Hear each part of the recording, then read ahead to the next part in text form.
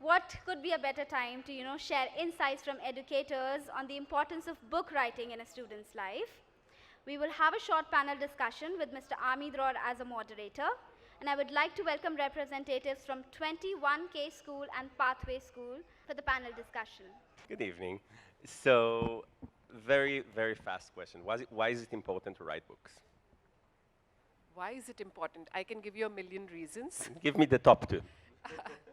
For me, the most important one, and I know communication and all of that is very, very important.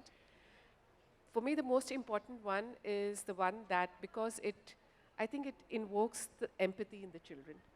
When they actually connect to the book, connect to the characters, put themselves in a situation where they solve problems, they have empathy. The emotional intelligence increases as you write books.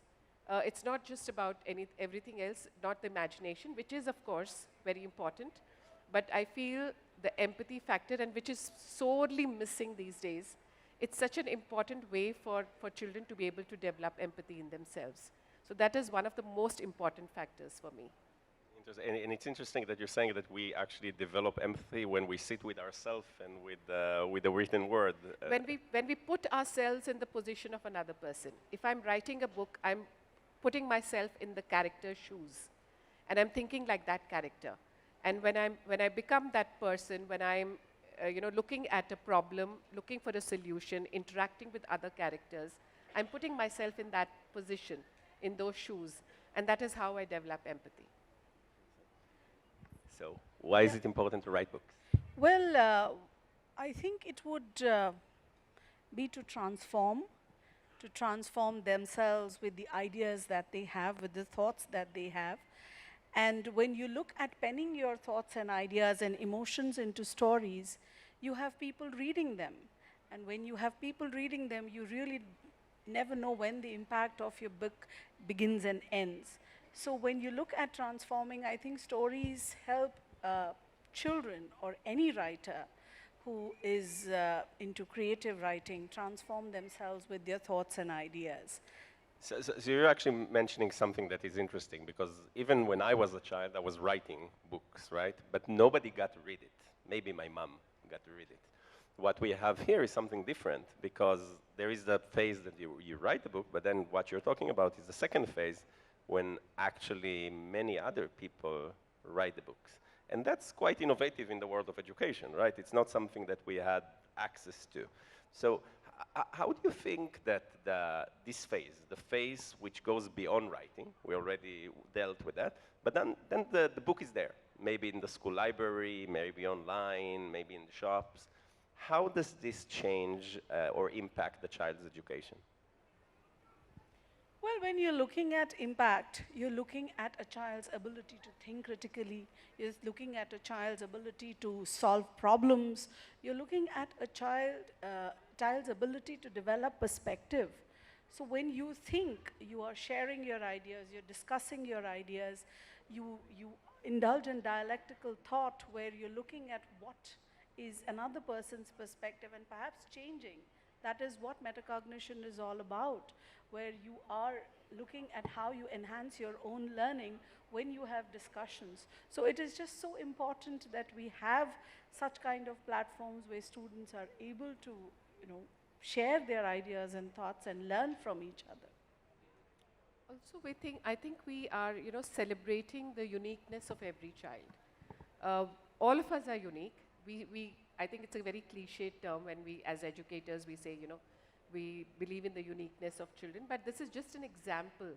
And, I was just looking at the titles of all the books as the awards were being given away. And I said, there's not one of them. I mean, there are hundreds here, right? And there's not one idea which is similar. Every one of them is different. And that is what uniqueness is. That is what we wish to celebrate, because that is what is going to make the world what it is. It's really important. When we started BriBooks, the initial stage of writing a book was quite clear, to me at least. Then there came the phase that I never thought about, which was children marketing books. whether they are doing public readings, gatherings, bookstores, etc. So this is just the element of marketing. And the second one was business. And I know it from many children here that, actually my son is like this. They are probably more interested in the business aspect of writing a book than the actual writing a book. And so we go from the classic space of writing and putting our emotions to marketing schools, public appearance school, business school. How do you see this as educators? Well, I think it is important see, the entire purpose when you're looking at a child, even if it is writing a book, is to be visible, is to make that impact, is to create that difference. I'm sure every child, when he or she is writing a story, is writing with a certain idea, is writing with a certain vision of what I want to tell when I'm narrating a story. To give you an example, when you're looking at marketing, even business, we have our own student and star within 21K, Kea Hatkar, who I think is by far one of the most popular children in BriBooks. I mean, today, if you see the kind of, she's become a brand unto herself, right? Look at what she's able to do just because she has, the guts, the courage to dream big. So I think that is not something that should restrict a child when it comes to storytelling. You never know, like I said, marketing, entrepreneurship, and you've been giving awards for all of that. You are encouraging that in children. So you never know, tomorrow they might be great entrepreneurs just because they have participated in a creative writing platform, right? So these are all things that I think give children the wings that they need to grow in their later years, right? I think social media has got a lot to do with it. There is so much of visibility, and of course it comes from us adults as well. Children see that whatever is being done is being publicized, whether we put it on Facebook, whether we put it on Instagram. A lot of our parents have been there. So it's there. It's just a part of our lives now. So children see that. And also entrepreneurship skills are something that we teach in school. And if they have a skill that they can market, why not? And that's the way of life. That is the way the world works. One has to earn money to live. And if that is your skill and if that is your talent, the world has to see it. And so marketing is the way out. Yeah. One of my favorite things that happens to me sometimes is the children invite me to their public readings online. And I'm trying to think about myself when I was in their age. Would I be willing to be in front of the world and to read my book? It is remarkable. It is, and again, it's all those things that we never thought about when we started BriBooks. So I will ask you the last question. If you had to change something or add something to BriBooks or to these adventures that we're doing as educators, what would you add, change, remove? Well, I don't think I'm going to change anything here at BriBooks. The fact that you're giving wings to children's ideas is in itself a great job. So thank you so much for doing that. What I would really like for children to do is, in fact, it is not the children as much as the schools. When we look at the genres of stories, whether it is folk tales or fables, which are really, not the kind of books children really indulge much into nowadays.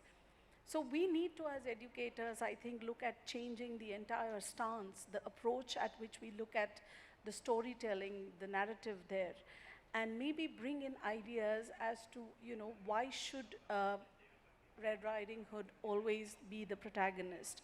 Why can't we look at her as the antagonist for a change? So put ideas into children's heads where they start looking at the world differently, and perhaps even look at fairy tales and fables differently, and we bring back the old age storytelling, narrative back. And maybe that is what we as schools need to look at and get them to, think more critically and have different perspectives in life. Yeah, so I think BriBooks may probably throw those hints that maybe you might look at an old age story and change, the entire presentation of that story. That could be another, maybe not all are creative thinkers, but there could be many students who have ideas to change the existing and package it differently. Thank you. What could be different? I think just the very idea that the platform is open for so many creative ideas to come. I think that's absolutely wonderful, and a huge thank you to BriBooks for that. Maybe now, for new authors, it's something like that, and maybe we could now think of seasoned authors who come up with second or third books to have a bigger challenge. Now, what could that challenge be? Even I'll have to think. Maybe we have different genres, and maybe, I don't know, where like you have the jury awards for, say, persuasive writing, a genre with persuasive writing, or a genre with argumentative writing, or a narrative that goes on. Maybe a challenge at the second or the third level. Maybe that could be a way forward.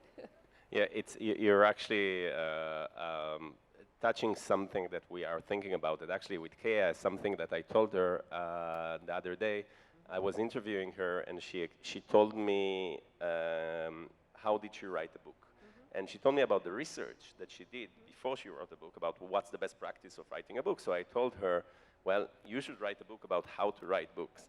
And I think one of the things that we will see, if I need to teach math for the 5th grade, right now there is a book that some professor wrote, but they don't really know how children like to learn. So if somebody here will write a book about how to, to teach math, but in the language of children, with the ideas of children, it can probably be like the best math book on the market. So it is something that you can actually reverse the pyramid of, like in the old days, there was like somebody that wrote a book and then like millions of people wrote it.